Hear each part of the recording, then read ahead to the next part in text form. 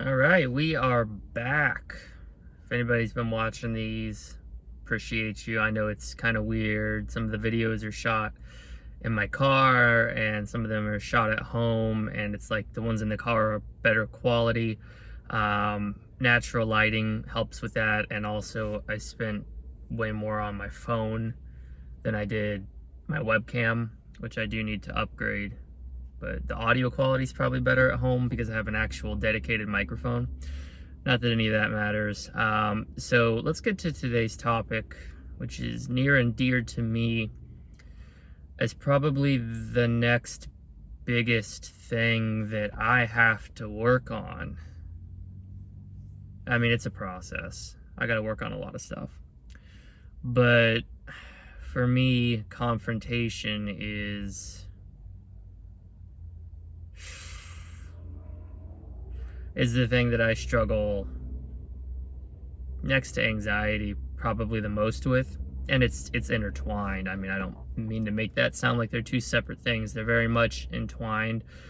There are people who don't have anxiety who have issues with confrontation, just people who are maybe timid or shy or adverse to bad reactions in general. But when you have anxiety, there's that added layer of fear, and you're, by your very nature, I think, quite, at least to a point, risk adverse. So confrontation, let me pan that out and drill down into my issue specifically, because I mean, confrontation comes in all sorts of forms. There's good confrontation, there's bad confrontation.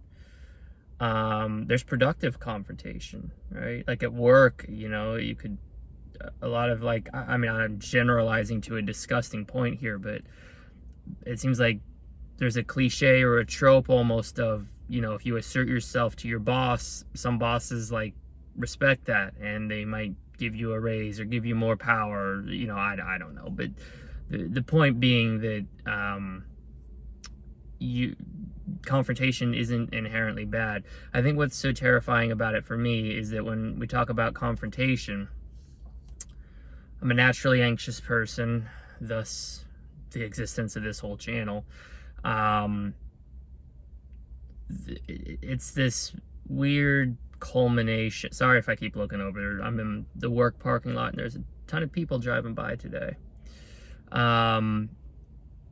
It's this like culmination, this giant pot of my anxiety, which is, like I mentioned, part of it, fear of rejection, which is separate from the anxiety, in that I'm just a people pleaser and I don't want anybody to dislike me, even though I know I shouldn't have that mindset, and I can very easily make myself a doormat. 3 would be like, this stuff weighs on me more than normal people, so I know inherently confrontation is something that I'll probably end up ruminating about, so it's easier for me to just be like avoidant of the whole thing. And there's other things in there as well. Generally, I look to other people. I shouldn't, but I look to other people for approval of myself. And I think that's a huge root of my social anxiety as well. But I'm slowly inching away from that. I don't need everybody to like me. Fundamentally, I know that as a truth, and that's probably one of the biggest truths I could realize. But it's hard to manifest that into reality, because the truth is, if like half my coworkers hated me, I would feel horrible, because I work on a small team and we all rely on each other. If my wife's family, if half of them didn't like me, that would weigh on me, because they're people that I see regularly. It's the way that to work through that, I think, for me, is starting with strangers, because the truth is I care way too much about what strangers think of me, and I shouldn't, but I do. This is, people at a store, people who I might need something from, right? Like making odd requests of people, putting people out, inconveniencing them, all of that weighs on me. So like, I'll give you an example, like it goes a little beyond confrontation for me. Like I'm hesitant to even use coupons at a store or a restaurant because I feel like I'm making the cashier, the waitress, the person that I'm paying or that I need to do something, I feel like I'm inconveniencing them. So in my mind, it's like I'd rather just spend the extra $5 or whatever, and that way I don't have to call attention to this thing that they may not want to deal with, or that I might screw it up. You know, I might hand them a coupon that's expired even though I've looked at the expiration date 10 different times. I might, if it's like a virtual coupon at a store, they might scan it and I might have gotten the wrong item, and then that's super embarrassing because if I got the wrong like size of an item or something, like maybe the discounts for a family size bag of chips and I got just the regular, then all these people behind me, I'm holding up the line. It's like, do I ask if I can go run and get it real quick? Do I just say forget it? You know, it's that fight or flight instinct. And I tend to freeze a lot, actually. Like when I'm in the moment and when there's confrontation that I'm not expecting, my fight or flight actually leans more towards freezing. Like my mind will go blank. And I'm very quick, and as I'm doing it, I can realize like, man, I'm doing this wrong. I need to like process and figure this out. And then I'm analytically running 1,000 scenarios through my mind. The other day I was walking my dogs, and we have one dog who is a little more hyperactive, a little bit more aggressive than the other, and there was this little kid who came running up to us, and I was like, oh my God, what do I do? So I can actually replay that scene by scene because I remember exactly, this just happened, and it's so fresh in my memory. Like this little kid's running up. I froze, my mind was blank for like the first 5 seconds. I see him coming down the street. I'm like, okay, this is real, this is happening. My eyes dropped to the dogs. My first thing was like, I need to make sure they're okay. But I think even that was a little bit of avoidance, me wanting not to acknowledge what was happening. And then very quickly, as the kid was closing the gap between my dogs and him, then my mind went into overdrive. It's like if you took a car that you just put into drive and then you slammed on the gas pedal and you got it up to 100 miles an hour as fast as you can go. So very, very quickly, rapid fire, it's like, okay, do I tell the kid to stop? The kid looks very young. I don't even know if he would understand the words that I'm saying. Do I pull the dogs back and try to be friendly to the kid? I don't want to look like a jerk. Do I go to the other side of the road? Luckily, the kid's mom came very quickly after him, but for that, I don't know, 10-second period maybe, man, it was like, it happened so quick, and I really got to get better with my reactions to stuff like that, because I mean, if you want to take it to an extreme, like there could be danger, you know, like a mugger or something, like I'm just gonna freeze. Like, no, you need to react. And I think part of it's conditioning, mild, a little bit of sheltering in my upbringing. Like my mom was making my doctor's appointments and stuff until I was like 18 years old. And exposure, lack of exposure to stuff like that, which unfortunately for me, the only way that you're going to make progress is through that exposure. But even when I do stuff like that, I never feel myself getting better. It's never like, okay, wind the clock back 2 years. If that exact situation happened and then you go forward 2 years, I mean, my dogs are 6 years old. I was going on 7. They are pretty unchanged in their personality. I've had people like walk by and people ask about them and stuff, and I'm not any better with it. That's just one very specific example, but it applies in a much wider base as well. And I'm even worse with people. Like, as bad as that situation with the kid was, and I mean, I found out after the fact he could barely talk. You know, he was like 2 years old. He knew, he would like, he knew words, not phrases. He wouldn't have understood it if I would have said, hey, my dog's aggressive, you know, he might not be so friendly, which as an addendum, my dog actually did better than I thought. He barked once, but other than that, he was totally fine. So that's good. Finding a positive and a negative. That's how we do, right? Point being, though, full-grown adults, even teenagers, like, let's just say age 5 and up, like that's when you can form coherent sentences and you would actually understand what I'm saying. It's even worse, because then, the pressure's on. I can't blame it on a child not understanding what I'm saying. That's an easy out in my mind. Like, oh, they didn't understand what you said. Okay, move on. When you have a fully functioning person who can understand sentences and you need to communicate with them, and especially when it's not about something great, that's when I fold. I willingly all the time, like, will backpedal on opinions, even if it's not true. If I'm challenged at all, I immediately fold. I'm not good at standing my ground, and all of that could be rooted in confidence, sure, but I've even done it with things that I am not confident about. Things like opinions on TV shows, things like opinions on politics, whatever. I'll give you a good example. I'm not going to get into politics on this channel, but I mean, if somebody asks me, I'll tell you what it is if you're that curious. But if like I live in a town where there's, I shouldn't say this because I don't know what the actual demographics of the town that I live in are, or which way they lean politically, but in a bunch of my jobs there's a lot of right-leaning people, Republicans, not even necessarily Republicans, but conservatives, right? Or people who vote conservatively in the time that I knew them.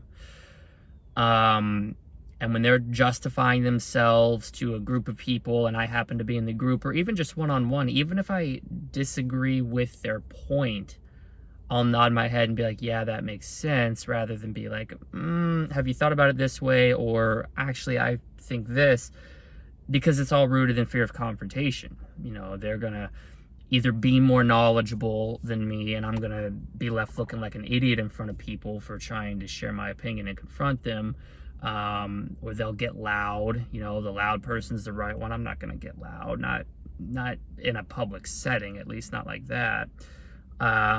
Or they're just gonna be so unwilling to have a conversation that it's just gonna resort to like name calling, like, oh, you're an idiot, even if it's a joking way. I just rather avoid that. So it's tough for me to really, with all of this going on, I know this is a whirlwind, it's tough for me to know exactly how to tackle it because there's so many different problems. There's small problems, but when you add them all together, right? The anxiety, when you add the fear of confrontation, the lack of self-confidence, all of this stuff, man, every last one of it together, avoidance becomes the easiest solution, and that is, in fact, what I have done for so long. And I don't want to do that.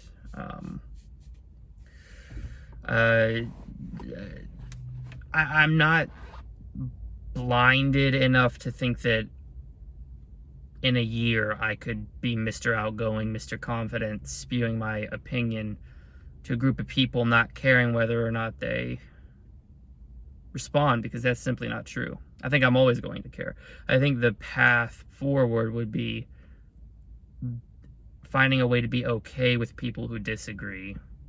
And if things do get like loud or rowdy, I don't know, rowdy makes it sound like there's going to be violence. I mean, that is kind of a fear in the world we live in, unfortunately, especially in the US, with concealed carry laws, crime, all that. Who knows? Like, and I mean, that's not helping me at all. It's really not, because piss off the wrong person, they pull out a concealed carry gun, game over. I'm not going to get into all that, but point being, and point should be, there is a path forward. I just need to work on the right things.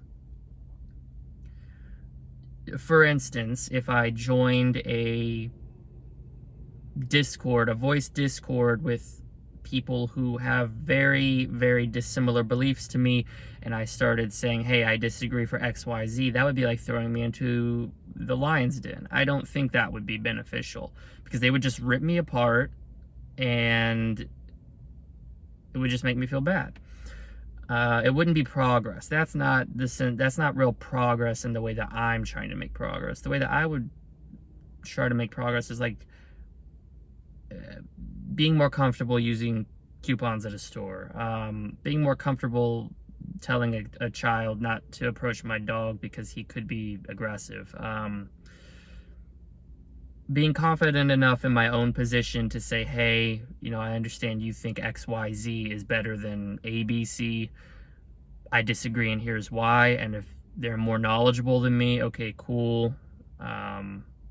Admitting when I'm wrong, but also holding my ground. You know, if somebody says like a movie I like sucks, I say, oh, I like it, you know, I thought the cinematography was good, you know, whatever. I noticed that a lot too, like at work and stuff. Like I tend to justify positions that I hold even when it's not asked, or I give circumstances when it's not asked. Like if I make a mistake or whatever, I'll send a message to my boss, and it's always framed with, hey, just so you're aware, I messed this up because I was doing this, that, and the other thing.